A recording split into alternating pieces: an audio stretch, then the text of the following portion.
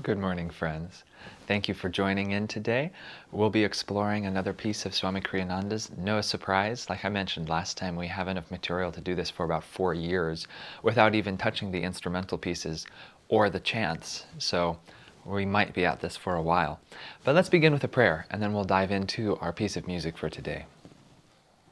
Heavenly Father, Divine Mother, dearest friend, beloved God, great masters, Jesus Christ, Babaji Krishna, Lahiri Mahashaya, Swami Shri Yukteswar, beloved Guru, Paramahansa Yogananda, saints of all religions, our friend Swami Kriyananda, humbly we bow before you all and ask for your blessings today.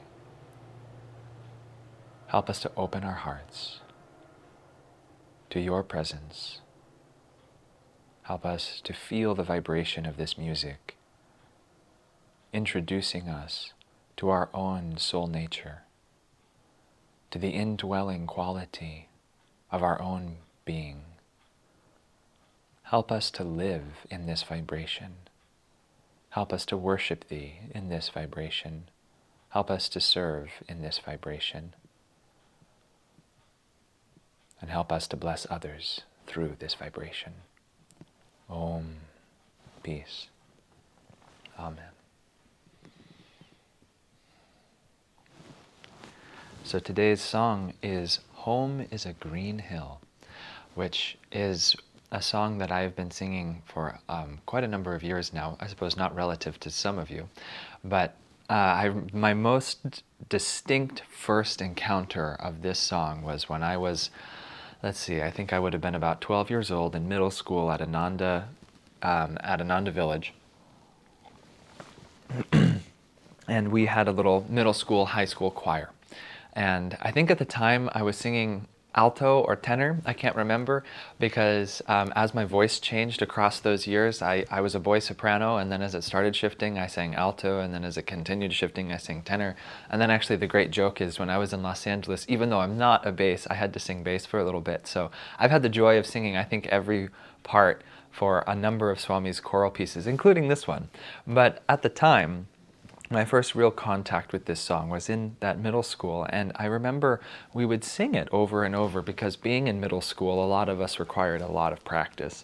And having a little bit more musical experience than some of the others, I was able to get away from the purely technical elements of the rehearsal and try and listen a little bit more to the music.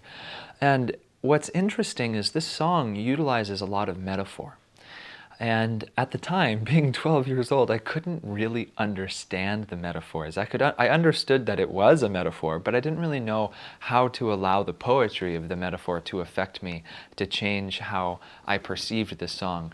But what was interesting is nonetheless, I understood the vibration because the melody is so sweet, and especially the choral arrangement too, the harmonies are so lovely. And now I can't do Tibetan throat singing and therefore sing like 4 parts with myself. So after this, I encourage you to just go listen to a choral rendition of it. It's really quite lovely. But this reminded me of a really important fact of music. You don't need to, and of art in general, you don't need to understand it intellectually. In fact, I'm going to pause myself, perhaps even of life itself. You don't need to understand something perfectly intellectually to understand it. You have to feel it with the heart. And if you can feel something, receive something in your heart, you may find that you understand it perfectly. And in fact, Swami talked about this at some point, that he said to understand something means not to come at it from the outside, but to understand it from the inside out, as if you were at it the very heart of the thing. And so this applies to people. Now, when we're interacting with others, we shouldn't think of ourselves relating to them so much as us and them being separate, but that we are within them, and that we are just operating from the center of our heart in communion with the center of their heart. But we can do that too with music. And now you might be wondering, what the heck does that mean? But in just a second, we'll try exploring this. We'll sing this song together, and we will allow the melody to wash over us, the chords to wash over us, the poetry to flow through us. And rather than getting hung up on all the little details along the way. Let's enter into it like entering into a stream and allowing the stream of the vibration of this piece of music to carry us for a little while. And let's discover what that experience is. And then when we're finished, we can get out of the river and we can retrospectively look back and perhaps recognize some pivotal points along the way and what may have caused them. So we can perhaps ride the river a little more joyfully, a little more completely the next time. But for now, let's enter into this with an open and relaxed heart, and let's see what happens. So I invite you now to sit upright, to close your eyes, and if you know this song, please sing along with me. This is Home is a Green Hill, and if you're unfamiliar, you can just listen for this first time, and you're in for a treat. And let's just, like I said, allow this vibration to take us with it, wherever it's trying to go.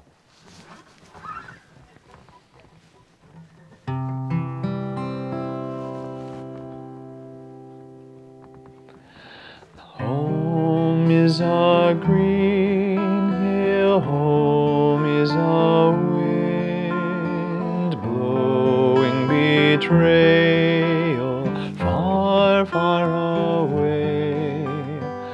Home is the knowledge heaven is near. Home's the end of the fray. Home is my heartland, home's where I am. Nothing can dim the light of my soul. Home is forever, home is today. Home's a heart that is whole. Often I dream that life is a play, laughter forever and skies never gray. But when I'm silent, freed from all care, I discover my home's everywhere.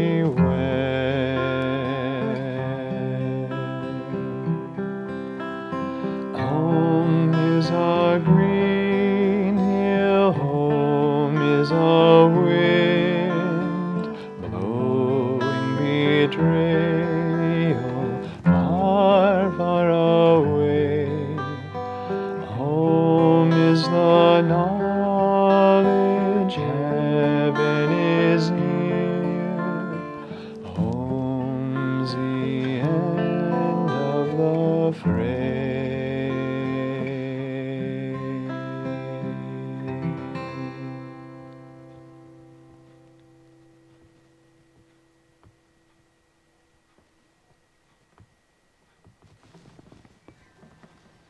Isn't that a lovely piece of music? It doesn't say very much seemingly, but it says a lot about how we can live. And it's been a real joy for me to try and meditate a little bit on the meaning of this song and to sing it throughout my day over this last week in preparation for our time together. Because, like I was mentioning, when I was 12 years old, I didn't really understand what was the real purpose of this song. It's just a number of metaphors about what home is.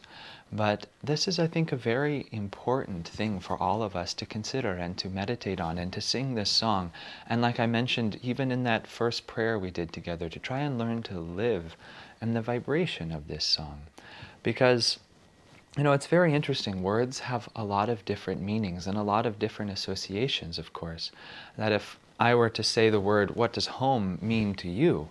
You might conjure up a lot of different images. It might conjure up memories of your childhood home, of whatever your life was like with your family at that time. It may conjure up your current living circumstances, be them challenging or good, or over the last year of being in pandemic, it might be home is maybe not so much of a green hill, but home is a prison that you can't escape from. But So it has a lot of different connotations and different for every person. So why does Swami take such a beautiful song to sit and tell us what home really is? Well, I think home is an important element for all human beings, and in fact for like the very foundation of the cosmos. And I have a little bit of a secret insight into this because of my study of astrology. And the home in astrology is actually a very important part of every horoscope. And it's not literally the home. It's not literally four walls, a ceiling, and a few doors and windows that astrology is referring to when it looks at your, quote, home. But home means the place where you are at rest, which of course in the most gross outward symbol is your physical home.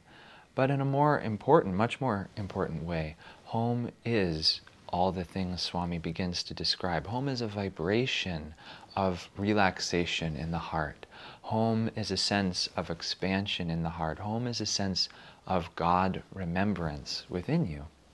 And it's very interesting, actually. In the Bhagavad Gita, Krishna says, what is day to the common man is night to the yogi. And what is night to the common man is day to the yogi. Meaning that what is important to people outwardly, who live materialistic lives, is not necessarily what's important to a yogi. And this has some very important ramifications in the science of astrology, which I won't get too deeply into, don't worry, but only as far as it pertains to this particular song, and I think as it pertains to what the song is trying to teach us. That in astrology, if you were to go, the most important part of a horoscope, and if you were to have planets there, they would say, oh, it's very auspicious, would be the place of your outward ability to project your vibration into the world at large, to be famous, or to be successful, or to be recognized. And that point is considered like high noon in the sky. You know, sun is directly overhead, it's the most visible, it's the most prominent, it has the most power and prestige. And everybody wants that. And so if you were to go to a traditional astrologer and you had planets placed there, they would say that was very, very good. And most people, when they go to an astrologer and they ask for help or counsel or, you know, magic techniques to improve their life, what they're really probably asking is how can they improve that place, that part of their life's vibration. And fine, we can do that. We can do that through the scientific techniques of yoga. We can do that through, you know, the karma kand even, you know, through learning the ways of appealing to God to help us achieve our material ambitions. But ultimately, that's sort of using a very refined art for a very base means. But what's interesting is, as Krishna says, what is day to the common man is night to the yogi. That to a yogi, to one who's really truly trying to find lasting bliss, happiness, and God, what does it matter what the world thinks of you? What does it matter your outward success? For that alone carries no true validity. But what matters to the yogi is the inner heart. And that's the opposite point in the night sky, that instead of high noon, the place of the home is midnight, the deepest part of night, the most interiorized, the most alone, the most in your own self, independent of other influences. And so this song, to my brain, is telling us as yogis, build the temple of your own heart. Build that vibration of your inner peace. That's what's truly of value. Swamiji is using this song. He's telling us what home is. Home, you know, there's beautiful metaphors throughout. Home is a green hill. Home is a wind that blows betrayal far, far away. All these incredible sweet metaphors that just relax and expand the heart. But never does he say, home is worldly accomplishment, home is having fame. He never says that. And wouldn't it feel utterly ridiculous to say something like that? And in the context of poetry and this melody, it's laughable. You know, and like we could have a lot of fun with that, but I won't out of respect for Swamiji's music. But you can see that if we were continue in that vein, how satirical it would be. And yet, isn't that what our society is constantly telling us? Home is a Ferrari, home is a six-figure job, home is having a popular Instagram account. And that if you have all those things, then you'll be happy, then you'll be content, then you can kick up your feet and relax. But it's a lie. Don't believe it. Don't buy it. And this song is telling us where home truly is, where the true wealth truly lies. And so let's take a moment and go through some of the poetry. And like I said, it's metaphor, so it's not, nothing is exactly as it seems. Swamiji is just putting road signs out on the highway of life, trying to direct us, to point our attention in a direction. It's not an end. And so we don't need to take these literally, but just imagine it like if you were to go to an exhibit of art and you were looking at different paintings. You wouldn't necessarily take them as literal, but you would let them impress upon your consciousness a state of mind. And so with that, let's do the same thing with his lyrics, his poetry. Swamiji says, home is a green hill. It just already, that's such a tender, a sweet image. Like maybe it's from past incarnations of living in, the Emerald Isle of Ireland, but that already says so much. Just the ability to enjoy a green hill for what it is. How many of us have walked by those literally and metaphorically in our lives without being able to pause and enjoy the beauty that's just inherent within nature? Home is a wind blowing betrayal far, far away. What a sweet line of poetry. Because certainly we've all felt betrayed, either by people or by life itself or by our own karma, our own actions. But home is that wind that blows that far, far away. You don't need to be tormented by that anymore. Home is the knowledge heaven is near. Think about that. Your home, he's saying, is not a four walls and a brick fireplace, but home is the knowledge that heaven itself is near. Think about the implications of that. That means that God is near. That means that the very devas are your friends, and that they're near, they're right here, they're with you, they're walking through life with you. That is what home is. Home's the end of the fray. We all come home sometimes from a long day of work or vigorous activity, and what happens when we finally close the door and uncinch our tie? We sit down and we heave that sigh of relaxation, right? Home is the end of the fray. We've all felt that before, either in literally entering our physical home or just the desire to feel a deeper sense of relaxation in our own hearts. And that's what this song is trying to help us experience. He goes on, home is my heart's land.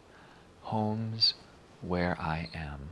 And now here, I think he really begins to deliver some very profound spiritual truths and teachings to us. He's saying, home is where you are. Home is not a place, it's not a destination, it's not a time, it's not defined by any outward conditions. It's just here I am. And apparently I read this interesting book on survival and people who survived incredible, harrowing experiences in nature. And very often what transforms a normal day into a very, very, very bad day is when someone gets lost in the woods or, lost in the mountains or whatever. And what's very interesting is this man was talking about the person who researched this and wrote a book.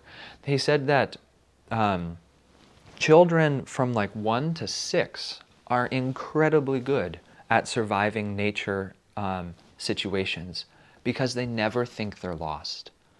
And now you might think, well, but isn't that rather naive? But he said, if you ask a kid, hey, are you lost? They say, no, I'm right here. And it's like Zen in the art of being a child, but that's actually what saves them in these nature situations, is because instead of thinking they're lost, they just think, well, here I am. I'm cold, I'm going to go find a place to be warm. I'm tired, I'm going to lie down and sleep. But it's actually, he said, the most dangerous demographic is teenagers and adults, because the adult panics and the adult realizes I'm not where I'm supposed to be, and they flail around uselessly, exhausting themselves until they expire and sometimes die. And well, doesn't that kind of sound like our lives? You don't know where you are, so you exhaust yourself trying to find some point of orientation. There is no outward point of orientation. There is nothing in the material world that can be your pole star. It can only come within. Only that child who says, I'm not lost, I'm right here. And that's what this song is saying, home's where I am. And I didn't get to spend much time with Swami Kriyananda, but I spent a little time with him. And what was amazing is he seemed so much at peace in his own self whenever I saw him. He would walk into a room beaming. And in the later years in Los Angeles, when he even would require one person on each arm just to make locomotion, and yet he looked as happy as a clam, regardless if he was on his feet, sitting, giving a lecture. No matter where he was completely at home in himself. Don't we all want to be like that? And don't let the materialist consciousness of our country, of our nation, of our yuga, trick you into thinking that that's anything other than beneficial. Being able to rest in your own vibration is the prerequisite to true creativity, is a requisite to true lasting success. And so never, actually in Swami's book, Yoga Principles for Material Success, which is an incredible book, he says in the chapter, First Things First, which one would naturally think the contents of that chapter would be about, crossing your T's, dotting your I's, making sure you make money and don't lose too much money, or all these practical things in such a book. But instead, in the chapter First Things First, Swamiji states emphatically, never let anything compromise your inner sense of peace. Never. That inner quality of peace is your most valuable possession, is the bedrock of success in your life. And that's what this song is helping us to experience. Home's where I am. This song is First Things First. Let's find the presence of God in my heart. Let's find a sense of well-being in my life. And from there, everything can flourish. So he goes on to say, nothing can dim the light of my soul. Home is forever. Home is today. Home's a heart that is whole. And that's what I've decided to call this episode, Home's a Heart That Is Whole. Because that's really what this song is giving us in a vibration, is what it is to have a whole heart, no longer broken, no longer wounded, but complete, joyful in its own self. The third verse goes on, often I dream that life is a play, laughter forever and skies never gray. But when I'm silent, freed from all care, I discover my home's everywhere. And I'm still pondering this last verse, and I encourage you to as well, but it seems to me that he's saying here that home is not only when we have laughter forever and skies never gray, but home is everywhere. Home is under every condition. Home is even when the wind howls and the lightning crashes and the world breaks itself apart. That even then we can be at a place of inner peace. So now let's just listen to the melody and let's tune into the vibration that the melody is offering to us. And I'll play the melody on my cello. And so once again, I invite you to sit upright and close your eyes and feel in the heart, just for the message that this melody is singing through you, to you. And let's try and allow it to expand our heart's feelings.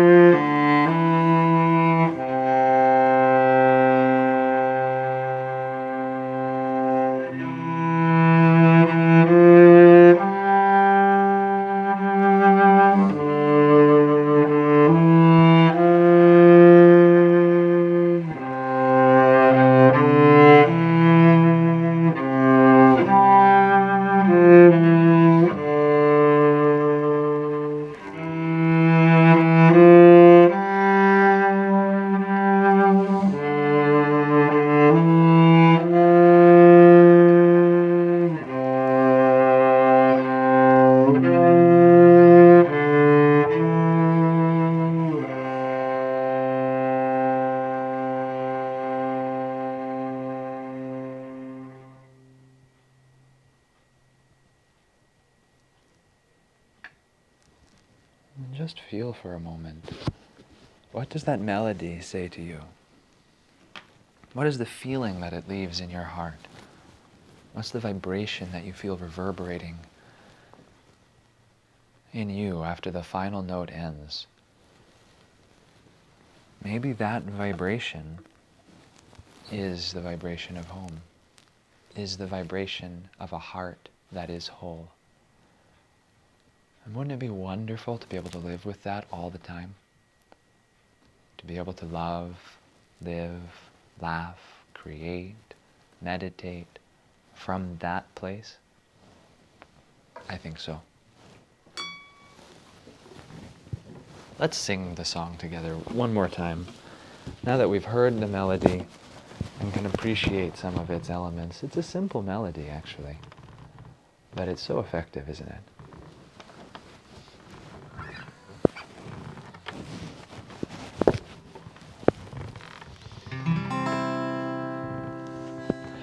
Home is a green hill, home is a wind blowing betrayal far, far away. Home is the knowledge heaven is near. Home's the end of the fray. Home is my heart's land, home's where I am. Nothing can dim the light of my soul. Home is forever, home is today. Home's a heart that is whole.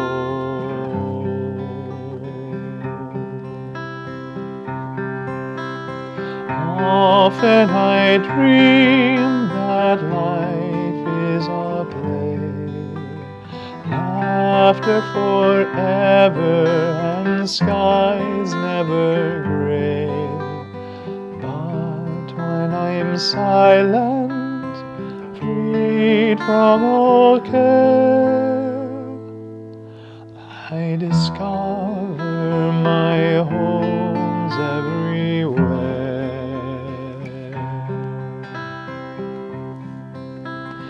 Home is a green hill, home is a wind blowing betrayal far, far away.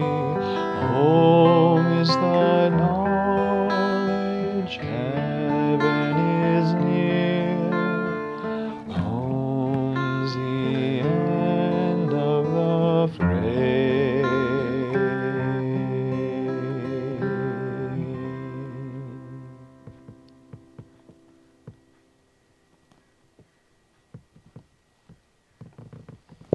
Let's try and live from that vibration this week, and let's sing this song this week, and that we can expand in our own hearts, in the home within. Until next time, friends.